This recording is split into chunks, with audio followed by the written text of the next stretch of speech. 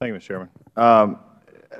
It's just amazing, sitting here listening. And it's one of the frustrating things of being in this committee, and I appreciate the Chairman's question actually coming from yesterday. What is quickly? I never thought we'd have to define quickly. Yesterday it was in this room we were describing, is it glacial pace, biblical pace? I mean, quickly to most people means relatively short time, a few weeks, maybe a month. And to continue this process, to keep looking, it reminds me of the story that was told just the other day by another member about 4 frogs on a log. 3 decided to jump off. How many were left on the log? 4. Because only 3 decided to. They didn't do anything.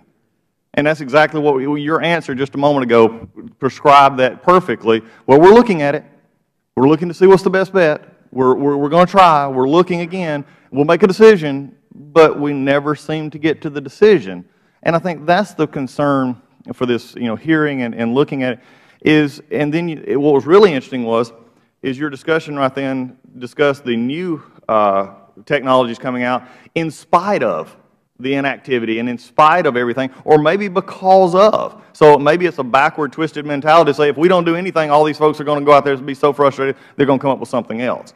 And we can talk about, fuels and the footprints that were discussed, but there's also another aspect of this, and this is a question, from my area, dealing especially with poultry and dealing with others, is a cost aspect. Mm-hmm. And, we've not talked about numbers, and again, I've really not heard a good reason why. It was amazing to me. You said that this past summer we completely reworked how we were looking at this. Well, this is not like it's been working. It's not been working for a long time. So, to stop to figure out how we can get more processed, the brokenness of this system is just amazing.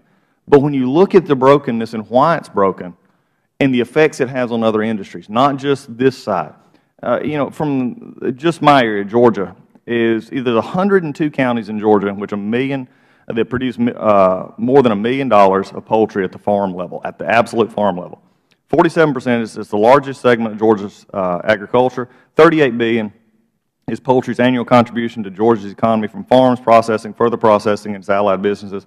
138,000 jobs depend on the poultry industry, whether indirectly or directly.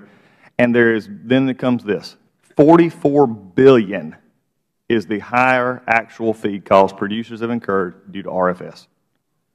The problem that we're seeing here, and the problem that I would like to understand is maybe the question is there other impact decisions when dealing with RFS besides the very narrow tube of RIN and other things on what we produce, the impacts in other areas of the economy? Is that even thought about?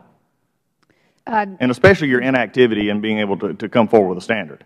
Yeah, Congressman, we absolutely understand that there are implications for this program to a variety of industries, and the poultry industry is certainly one, and other agricultural industries. And that is why there is such one reason there's such a divergence of views among the industry stakeholders on how EPA should proceed with this program.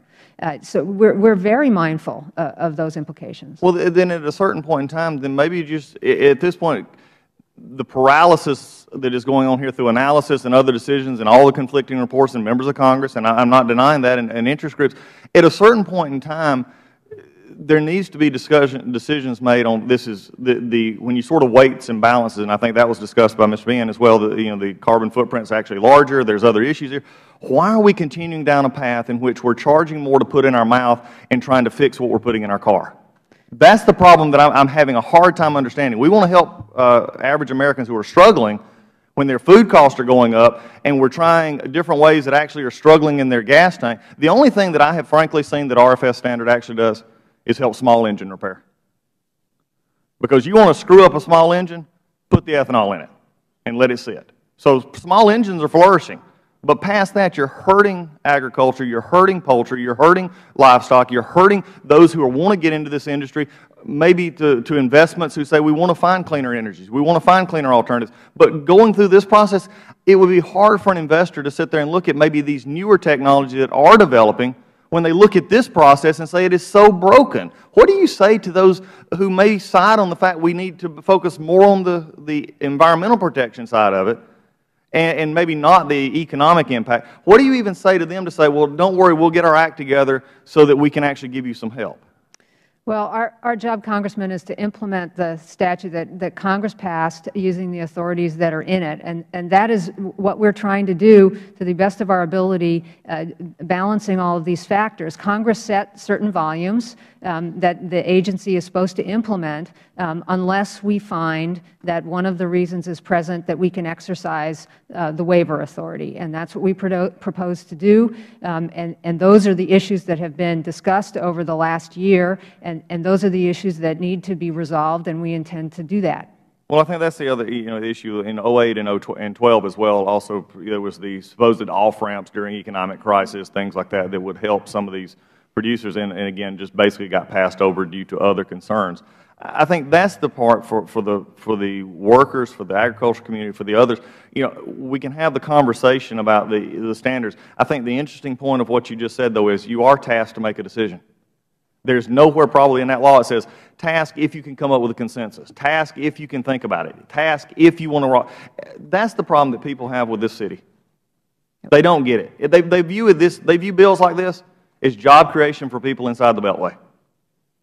It's job creation.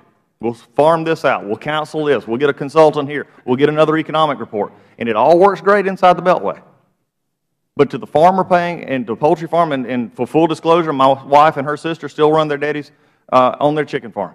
And I got other folks in the 9th District who run a lot more with poultry. When you get to them and their costs are going up, their costs are rising and their pay is not going up, that's the problem. The inactivity costs you more than a hearing. It costs people's jobs. It costs people's lives, and it changes their input. That's what's broken about the system. Inactivity is no excuse any longer. It's time to make a decision. Mr. Chairman, I yield back.